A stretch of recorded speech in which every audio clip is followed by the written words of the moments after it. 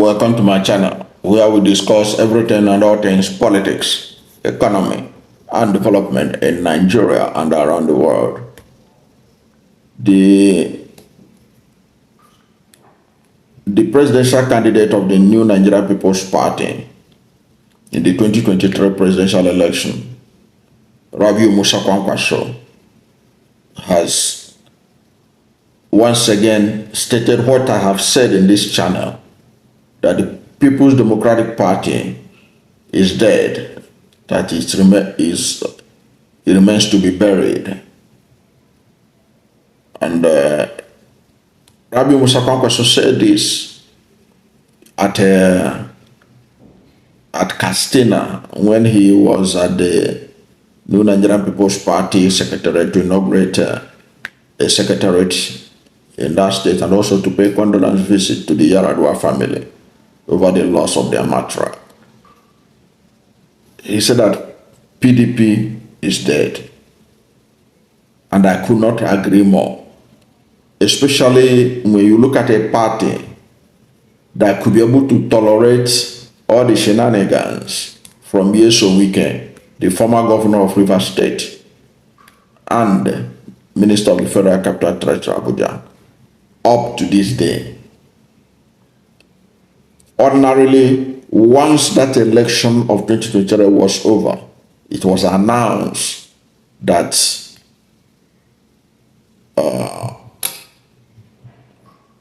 Asiwaju Bola Ahmed Tinubu won Rivers State, and with all the anti-party activity that Yeso Wike created with the G5 and all things, he ought to have been sacked from the party so that he can go and join his new love for APC. But they didn't do that, which was an indication of a party that has lost its way, according to Kwankwaso, and which reinforced the fact that if that is a party that is living, is alive, there is no way they could have tolerated Yeso Wike this long. They would have done something for him to leave the party, whether he liked it or not. But they didn't do that. Instead, they were romancing with him, and many of them are still romancing with him. And it's been alleged that he's even the one in control of the National Working Committee of the party. So for such a party to think it's living, it means it doesn't understand what it means to be a living party. So Kwankwaso was right. And another important thing that Kwankwaso has also shown is that the talk about alliance between the All Nigeria People's Party, the People's Democratic Party, and the Labour Party ahead of the 2027 presidential election is dead on arrival.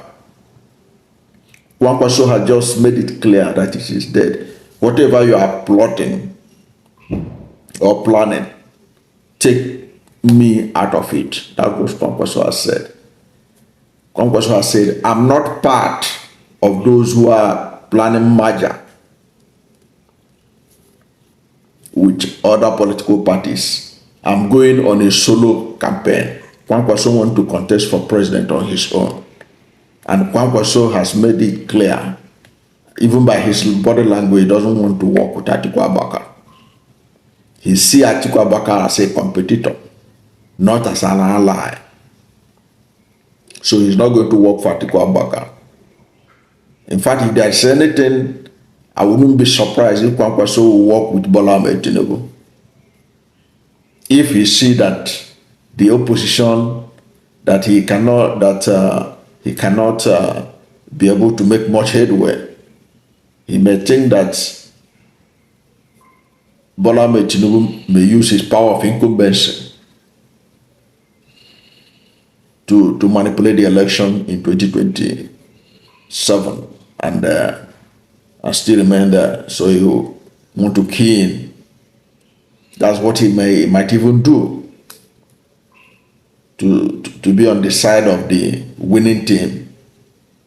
But I don't believe that Rabiu Musa Kwankwaso want to be in any alliance. Because also don't forget that Rabiu Musa Kwankwaso is somebody with a big ego, like Muhammad Buhari, who think that they cannot be vice president to anyone, who think that, you know, the sun revolves around them. So he's not likely to accept. You know, even before the 2023 election, there were many people who are suggesting that if Rabiu Musa Kwankwaso had agreed to be vice president to Peter Obi, that he could have made a lot of difference. Of course, he would have made a lot of difference, no doubt about it. Imagine Peter Obi winning Lagos and winning Kano. It would have also made a lot of sense.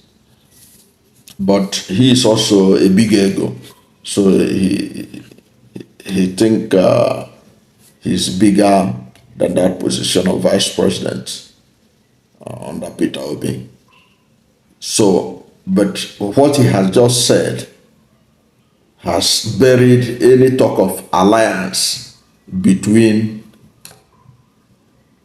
ANPP, that's Nigerian People's Democratic Party, and Labour Party ahead of 2027 presidential election. Of course, you might say that Rabiu Musa Kwankwaso, by his performance in that election, it doesn't even matter. If Labour and PDP can join forces, they could be able to make a lot of impact. But the truth of the matter is also, Alhaji Atiku Abubakar is another big ego. He wants to contest in 2027, even when it is apparent that it is not the turn of the North to produce a president in 2027, given the fact that the North produced president for 8 years under President Muhammad Buhari, and that the South is also entitled to 8 years under the zoning arrangement in Nigeria.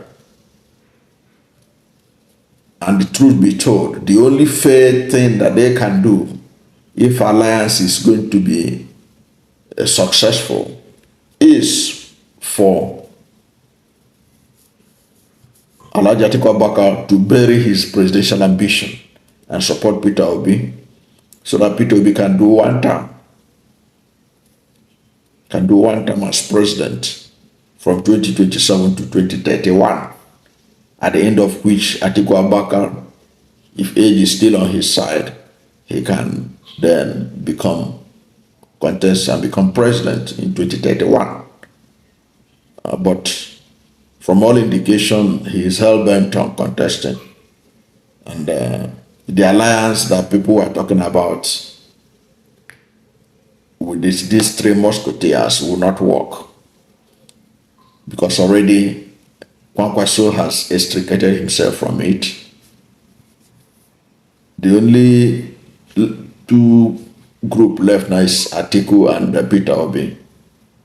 And you can see the state of Labour Party. If they were able to resolve their problem, and PDP were able to resolve their problem, even though the PDP, as I see it, is a dead party, they can still come alive if they are ready to do the right thing. Because it was their nepotism, their disregard to zoning, that led to the death of the party. When it was the turn of the South to produce the president, they still foisted Atiku Abubakar on the party. And we all saw the results. PDP suffered a lot. Peter Obi departed from that party. And that party may not have weighing this safe of his corruption, because I will not be surprised, not be surprised that even in 2027, the PDP presidential ticket will go to the highest bidder, and there will be a report of dollar rains again. In other words, showing that they are no different from APC and that they are not reliable. The danger in all this is that without APC, without PDP and Labour Party putting their houses in order, without resurrecting PDP, and Labour Party putting their house in order, it is difficult to see how the opposition can be able to defeat the All Progressive Congress, because this All Progressive Congress is the easiest party to defeat right now in Nigeria. This is because they have performed abysmally. This is because they have failed woefully to meet the expectations of Nigerians. They could easily be defeated. With what needs to be done is to block all the loopholes they will use to rig the 2027 election. And you cannot enforce that when you have desperate political parties competing individually. So all these parties need to come together around one person from southern Nigeria, and that person is none other than Peter Obi, so that they could be able to have a mass of people that will say enough is enough. Even the APC will be afraid to rig the election, knowing the consequences of rigging such an election. But when they see that people are speaking from different directions and the opposition are unorganized without serious purpose, the rigging of 2027 election will be perfected, and there is little Nigerians will do about it. But Nigerians can stop them in their track by the leaders coming together and saying enough is enough, so that the vote will count in 2027. APC cannot even get up to 20% of the vote of Nigerians in 2027. Already we know how they struggled to get the victory they got in the presidency. How they struggled. They didn't find it easy. You can see that Bola Ahmed Tinubu has the lowest mandate in the history of Nigerian presidential election. He got only, despite everything, if you are going by the ANEC record, he got only 8.7 million votes that they used in declaring him winner. If you calculate the votes of Atiku, 6.9 million, Peter Obi, 6.1 million, Rabiu Musa Kwankwaso, 1.4 million, almost 15 million votes were against Bola Ahmed Tinubu. These are 15 million voters that said, we don't want Bola Ahmed Tinubu to be our president. That's huge. It was an indication that APC was rejected in 2023. And even the rejection would be much more overwhelming by the hardship and suffering of Nigerians in the last few months of President Bola Ahmed Tinubu's administration. Many Nigerians have experienced unprecedented hardship that has ever been recorded in history under this administration. And I do not think that any Nigerian who is not in government and enjoying with those who are in government will cast his vote for the APC, because that means that that person does not know what leadership is all about. That's my take on this matter. Thank you for watching this video, and if you are new to my channel, you have not yet subscribed to my channel, please subscribe to my channel. Hit the subscription button, hit the notification bell. When you subscribe to my channel and hit the notification bell, anytime I have a new video, you'll be among the first to know. God bless you. And please don't forget to like this video, because when you like it, Google will rank it high and recommend it for more people. Thank you, and God bless you and yours.